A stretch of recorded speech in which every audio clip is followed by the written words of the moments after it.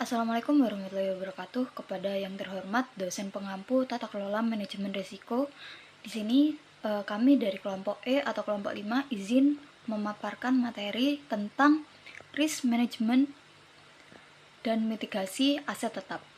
Sebelumnya izinkan kami memperkenalkan diri terlebih dahulu. Saya Lasma Dwi Kasari dengan NPM 240 130 183. Perkenalkan, nama saya Elsia Kesha Kristandian dengan nomor NPM 240130101024. Perkenalkan, nama saya Kaniari Lumbenggol dengan NPM 2401301010197. Perkenalkan, nama saya Chelsea Farah Sudikto dengan NPM 2401301100209. Perkenalkan, nama saya Abdurrahman Mufid dengan NPM akhir 242. Saya Finromatul Hidayati dengan NPM akhir 301. Perkenalkan, nama saya Diarita Junita dengan NPM akhir 318. Perkenalkan, saya Adila Naura Citra dengan NPM akhir 326.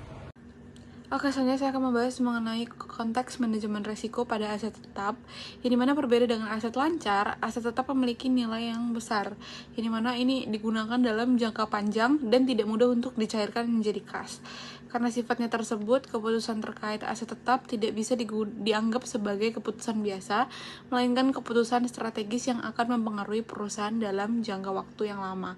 Nah, risiko pada aset tetap tidak hanya muncul pada satu titik, tetapi tersebar sepanjang siklus hidup aset, yang dimana mulai dari tahap akuisisi saat perusahaan menentukan investasi, kemudian tahap penggunaan yang berkaitan dengan operasional dan pemeliharaan, hingga tahap penghapusan yang berkaitan dengan nilai sisa dan kepatuhan terhadap aturan.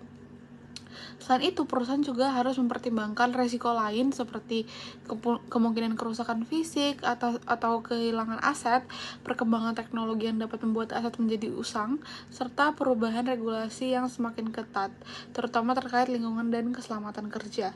Oleh karena itu, pengelolaan risiko aset tetap memerlukan perhatian serius dan tidak hanya menjadi tanggung jawab satu bagian aja, tetapi melibatkan manajemen secara keseluruhan. Nah, selanjutnya ini kita masuk ke dua jenis resiko utama, yaitu resiko dalam akuisisi aset dan resiko dalam penilaian serta depresiasi. Pada tahap akuisisi, perusahaan itu harus membuat yang namanya keputusan investasi berdasarkan berbagai estimasi seperti proyeksi arus kas di masa depan. Di mana permasalahannya itu estimasi ini kan bersifat tidak pasti dan seringkali dipengaruhi oleh bias optimisme sehingga proyek terlihat lebih menguntungkan dari kondisi sebenarnya. Nah, selain itu, perusahaan juga beresiko salah dalam memilih investasi, terutama jika proses pengambilan keputusan tidak dilakukan secara objektif. Resiko lain yang tidak kalah penting adalah keusangan teknologi, di mana aset yang dibeli itu biasanya menjadi tidak relevan dalam waktu yang lebih cepat dari perkiraan. Ditambah lagi, dalam proyek pembangunan tuh sering terjadi pembengkakan biaya dan keterlambatan yang dapat menurunkan nilai investasi. Nah, setelah aset digunakan, fokus resiko itu berpindah ke pencatatan akuntansi, karena akuntansi aset tetap sangat bergantung pada estimasi manajemen, yang dimana potensi kesalahan menjadi cukup besar. Misalnya dalam menentukan masa manfaat dalam nilai residu, jika tidak realistis maka akan mempengaruhi besarnya beban depresiasi. Selain itu, jika perusahaan tidak mengakui penurunan nilai aset, maka nilai aset dalam laporan keuangan itu bisa terlihat lebih tinggi dan dengan kondisi sebenarnya. Kesalahan lain yang sering terjadi adalah kapitalisasi biaya yang tidak tepat, seperti memasukkan biaya pemeliharaan sebagai aset.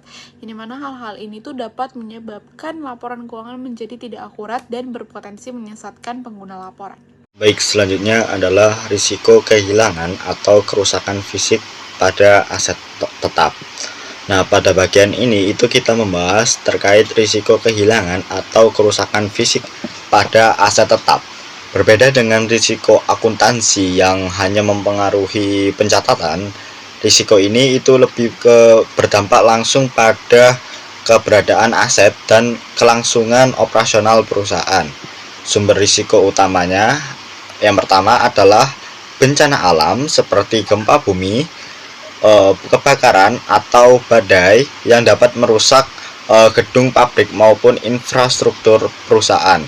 Lalu yang kedua adalah kegagalan operasional, misalnya kesalahan manusia, kurangnya perawatan, atau kerusakan mesin yang dapat menghambat proses produksi yang menimbulkan kerugian besar. Lalu yang ketiga adalah tindakan yang disengaja.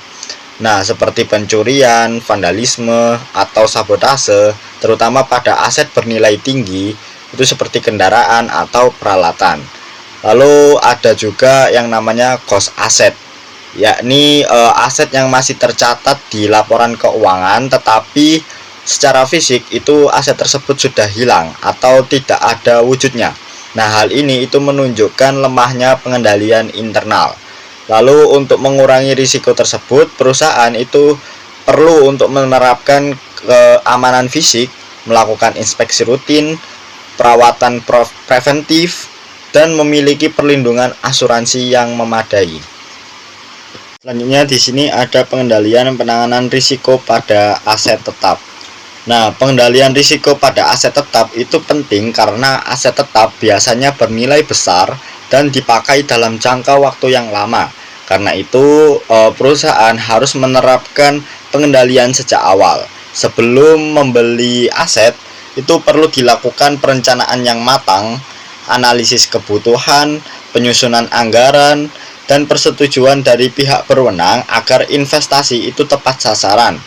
Setelah aset digunakan, perusahaan itu harus menjaga keamanan fisiknya, misalnya dengan kunci, CCTV, lalu atau pembatasan akses. Selain itu, perusahaan juga itu dapat menggunakan asuransi sebagai perlindungan finansial jika terjadi kerusakan atau kehilangan.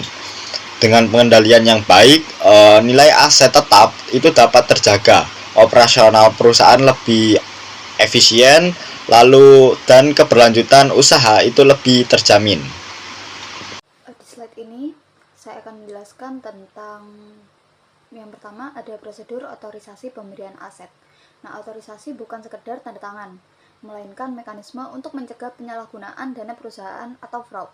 Nah, persetujuan berjenjang atau matrix authorization ini perusahaan biasanya menetapkan batas nominal. Misalnya, pembelian di bawah 50 juta cukup disetujui manajer departemen.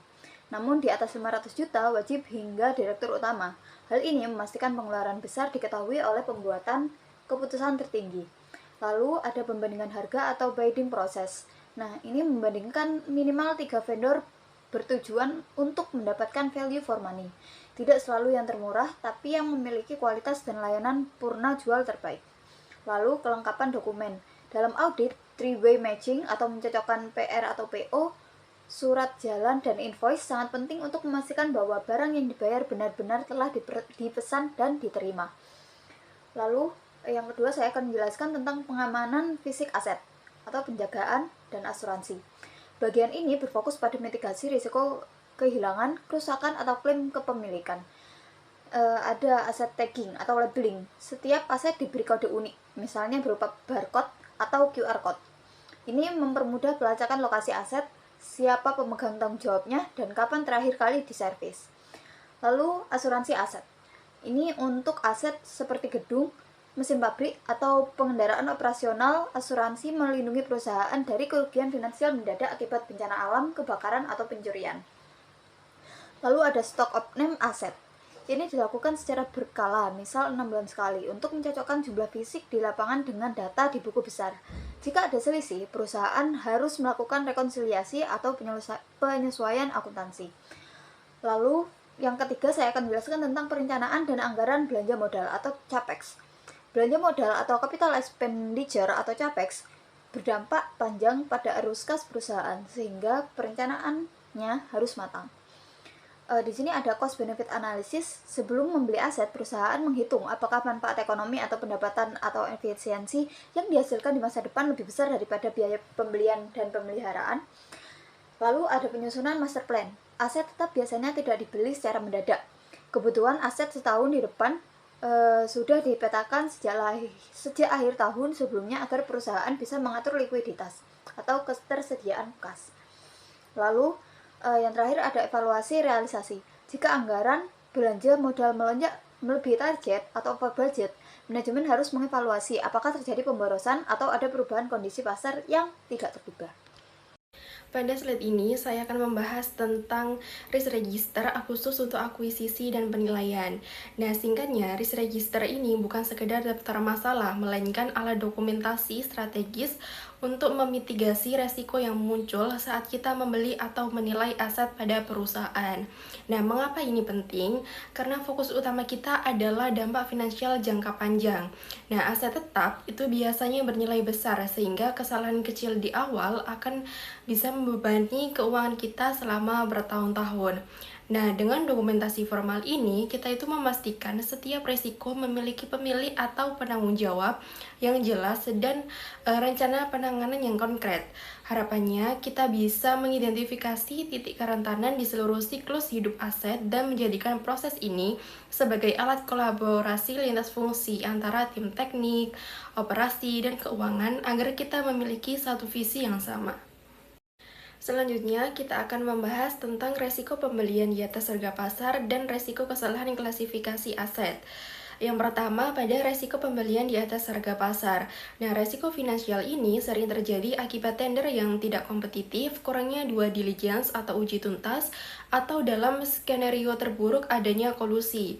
Nah, dampaknya itu sangat nyata bagi perusahaan, yaitu perusahaan membayar terlalu mahal di awal. Nah, akibatnya pengembalian investasi atau ROI kita akan terus tertekan selama masa manfaat aset tersebut, karena biaya penyusutan yang terlalu tinggi. Yang kedua, ada resiko kesalahan klasifikasi aset.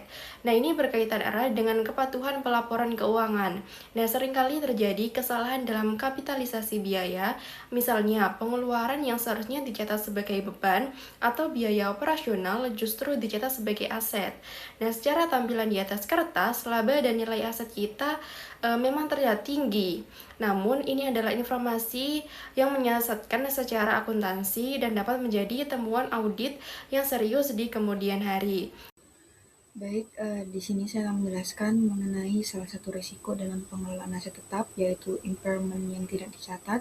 Jadi, impairment sendiri itu artinya adalah penurunan nilai aset. Jadi, suatu aset tetap yang awalnya dicatat dengan nilai tertentu bisa saja mengalami penurunan nilai karena beberapa faktor, misalnya aset sudah rusak, sudah tidak produktif, sudah usang, atau manfaat ekonominya tidak sebesar yang diperkirakan sebelumnya.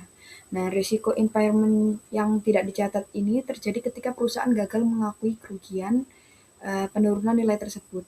Dengan kata lain, aset sebenarnya sudah mengalami penurunan nilai, tapi di laporan keuangannya itu masih dicatat seolah-olah nilainya tetap tinggi. Nah, hal ini tuh berbahaya karena dapat membuat laporan keuangan menjadi kurang wajar.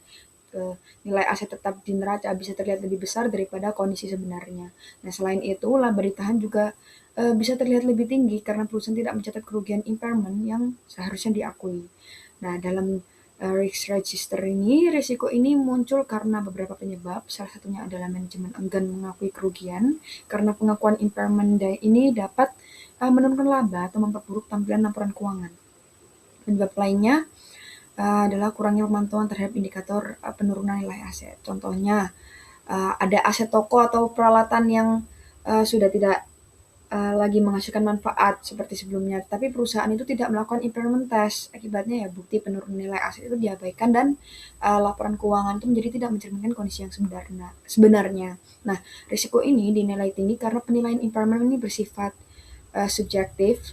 Artinya dalam menentukan apakah suatu aset mengalami penurunan nilai atau tidak, perusahaan itu perlu menggunakan estimasi, asumsi, serta pertimbangan manajemen. Karena ada unsur pertimbangan tersebut, risk ini tuh terjadi atau penundaan pencatatan menjadi lebih besar. Nah, oleh karena itu mitigasi yang perlu dilakukan adalah meninjau indikator penurunan nilai secara berkala. Nah, dalam slide ini disebutkan bahwa tim keuangan perlu meninjau indikator impairment setiap kuartal. Nah, selain itu audit internal itu juga perlu meninjau asumsi yang digunakan dalam model impairment setiap tahun. Tujuannya adalah agar jika memang ada aset yang nilainya sudah turun, penurunan tersebut dapat segera diakui dalam laporan keuangan. Nah, dengan begitu laporan keuangan menjadi lebih andal, wajar, dan tidak menyesatkan pengguna laporan. Seperti itu. Oke, selanjutnya di sini saya akan menjelaskan mengenai mitigasi risiko dalam pencatatan dan penghapusan aset tetap. Nah, setelah aset tetap diperoleh atau dibeli oleh perusahaan, tugas perusahaan itu tidak berhenti hanya sampai aset itu dicatat. Perusahaan itu juga harus memastikan bahwa aset tersebut itu dapat dilacak, dijaga, digunakan dengan baik, dan dihapus dari pembukuan jika sudah tidak memberikan manfaat ekonomi. Nah, tujuan dari mitigasi ini adalah untuk mencegah terjadinya kesalahan dalam catatan aset. Misalnya, ada aset yang sebenarnya sudah hilang atau rusak, tetapi masih tercatat dalam pembukuan. Nah, kondisi seperti ini sering disebut sebagai aset hantu atau aset yang tercatat di laporan, tetapi secara fisik sebenarnya tidak ada atau tidak lagi digunakan. Dan dalam slide ini, mitigasi risiko itu dibagi menjadi 3 jenis. Tiga jenis pengendalian, yaitu yang pertama preventif, yang kedua detektif, serta yang ketiga adalah korektif. Nah, pengendalian preventif ini dilakukan sejak awal untuk mencegah masalah terjadi. Contohnya adalah pemberian nomor aset atau tagging. Setiap aset tetap perlu memiliki identitas yang jelas seperti nomor aset, barcode, atau label aset. Jadi dengan cara ini tuh perusahaan itu tahu aset tersebut itu milik siapa, berada di lokasi mana, serta dicatat dengan nilai berapa, seperti itu. Lalu yang kedua adalah pengendalian detektif. Jadi pengendalian ini bertujuan untuk menemukan kesalahan atau selisih yang mungkin terjadi. Contohnya adalah inventarisasi fisik secara periodik. Dalam proses ini perusahaan membandingkan catatan akuntansi dengan kondisi fisik aset di lapangan. Jadi perusahaan itu mengecek apakah aset yang tercatat itu benar-benar ada, apakah lokasinya sesuai, dan apakah kondisinya masih layak digunakan. Lalu yang ketiga, ada pengendalian korektif. Jadi pengendalian ini tuh dilakukan setelah ditemukan adanya masalah. Misalnya, jika dalam inventarisasi itu ditemukan aset yang hilang, rusak berat, usang, atau tidak lagi digunakan, maka perusahaan itu harus menindaklanjuti.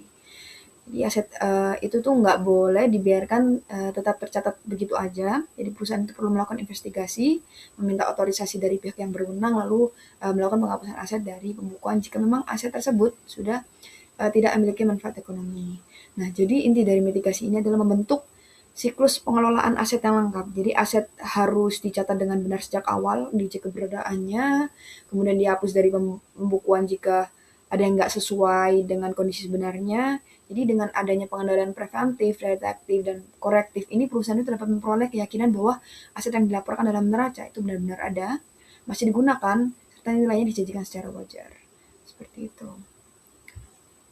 Jadi pada slide ini saya akan menjelaskan mengenai pengendalian preventif melalui pemberian nomor aset atau aset tagging. Aset tagging adalah proses memberikan label identitas pada setiap aset tetap perusahaan. Nah, label ini bisa berupa barcode, QR code, atau RFID yang kemudian dihubungkan dengan data aset dalam sistem perusahaan. Tujuan utama dari aset tagging adalah untuk memudahkan perusahaan dalam mengelola asetnya. Dengan adanya label identitas, perusahaan dapat mencegah kehilangan atau pencurian aset karena setiap aset dapat dengan mudah dikenali sebagai milik perusahaan. Selain itu, aset tagging juga membantu dalam melacak lokasi aset ketika dipindahkan antar bagian atau departemen. Sistem ini juga dapat mengurangi kesalahan pencatatan aset dan membuat proses inventarisasi menjadi lebih cepat karena cukup memadai label asetnya. Lalu, slide selanjutnya membahas tentang inventarisasi fisik periodik, yaitu kegiatan pengecekan langsung terhadap keberadaan, lokasi, dan kondisi aset tetap. Inventarisasi ini merupakan bentuk pengendalian detektif untuk memastikan bahwa aset yang tercatat dalam sistem benar-benar ada secara fisik. Melalui inventarisasi fisik, perusahaan dapat mendeteksi aset yang hilang atau yang sudah tidak digunakan lagi. Nah, proses inventarisasi biasanya dilakukan melalui beberapa tahap, yaitu perencanaan, pelaksanaan, pengecekan aset, lalu rekonsiliasi dengan catatan akuntansi, serta investigasi jika ditemukan suatu perbedaan. Kemudian, frekuensi inventarisasi dapat berbeda-beda, tergantung pada nilai dan jenis asetnya. Aset yang bernilai tinggi biasanya diperiksa lebih sering dibandingkan dengan aset yang jarang dipindahkan. Lalu selanjutnya, kita akan membahas mengenai pengendalian korektif melalui peninjauan kebijakan depresiasi. Peninjauan ini dilakukan untuk memastikan bahwa perhitungan penyusutan aset tetap masih sesuai dengan kondisi yang sebenarnya. Dalam akuntansi, besarnya depresiasi dipengaruhi oleh 3 faktor utama, yaitu biaya perolehan aset, nilai residu, dan masa manfaat aset. Seiring berjalannya waktu, estimasi masa manfaat atau nilai residu suatu aset bisa saja berubah. Sesuai dengan standar akuntansi yaitu PSAK 16, perusahaan perlu meninjau kembali estimasi tersebut setiap akhir tahun buku. Jika terdapat perubahan, maka penyesuaian dilakukan sebagai perubahan estimasi akuntansi. Hal ini sangatlah penting agar laporan keuangan tetap mencerminkan kondisi ekonomi perusahaan secara lebih akurat. Baik, pada bagian ini kita akan membahas bahwa efektivitas manajemen resiko aset tetap tidak hanya bergantung pada pengendalian di tingkat transaksi, tetapi juga sangat ditentukan oleh lingkungan pengendalian yang lebih luas, serta teknik penjaminan atau assurance. Elemen-elemen ini berfungsi untuk memastikan bahwa pengendalian yang telah dirancang benar-benar dijalankan dalam praktik dan tidak mudah untuk digagalkan. Salah satu pilar utama dalam lingkungan pengendalian di era digital adalah audit trail atau jejak audit. Dalam konteks aset tetap, sistem harus mampu mencatat setiap perubahan, seperti siapa yang menambahkan aset, siapa yang mengubah masa manfaat, dan siapa yang mengotorisasi penghapusan. Hal ini sangat penting untuk akuntabilitas serta investigasi jika terjadinya penyimpangan. Selain itu, terdapat pilar hukum yaitu verifikasi legalitas kepemilikan aset. Perusahaan harus memastikan bahwa aset yang dicatat benar-benar memiliki dasar hukum yang sah, terutama untuk aset seperti tanah dan juga bangunan. Oleh karena itu, pengendalian terhadap dokumen kepemilikan menjadi sangat krusial. Di sisi penjaminan, terdapat teknik due diligence atau uji tuntas. Ini merupakan proses investigasi yang dilakukan sebelum transaksi besar, seperti akuisisi. Tujuannya adalah untuk mengidentifikasi resiko dan liabilitas tersembunyi agar keputusan investasi didasarkan pada informasi yang lengkap dan akurat. Audit trail adalah catatan kronologis dari seluruh aktivitas yang terjadi dalam sistem. Dalam manajemen aset tetap, audit trail yang efektif secara otomatis dapat mencatat setiap penambahan, penghapusan, maupun perubahan data aset.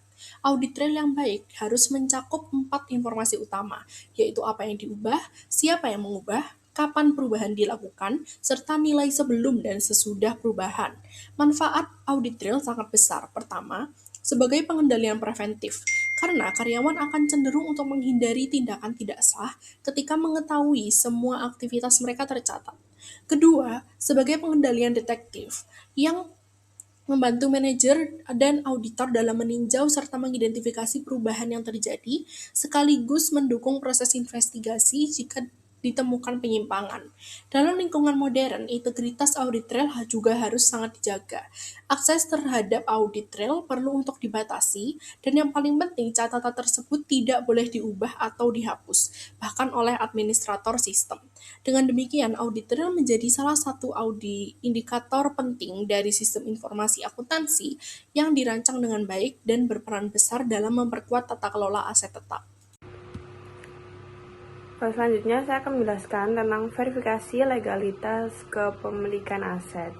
Jadi, perusahaan harus memastikan aset, yaitu terutama tanah dan bangunan itu memiliki hak hukum sah dan bebas sengketa. Dan penting untuk menjaga kerugian besar dan risiko kehilangan aset. Lalu untuk aspek pengendaliannya itu ada 4. Yang pertama, penyimpanan dokumen aman, seperti saham, PMB, BPKB disimpan di tempat aman atau seperti brankas atau safe deposit box. Lalu yang kedua, dengan cara verifikasi saat akuisisi, yaitu dengan legal due diligence atau cek keaslian dan status sengketa. Lalu yang ketiga, dengan cara rekonsiliasi periodik, yaitu mencocokkan data akuntansi dengan dokumen fisik. Lalu yang terakhir yaitu dengan pengelolaan pajak dan perizinan, yaitu memastikan kepatuhan, itu seperti PBB. Jika resikonya gagal, yaitu seperti kehilangan investasi dan sulit menjadi aset di masa depan. Lalu yang selanjutnya ada due diligence pada akuisisi aset baru. Nah, due diligence ini tuh proses investigasi dan analisis sebelum akuisisi.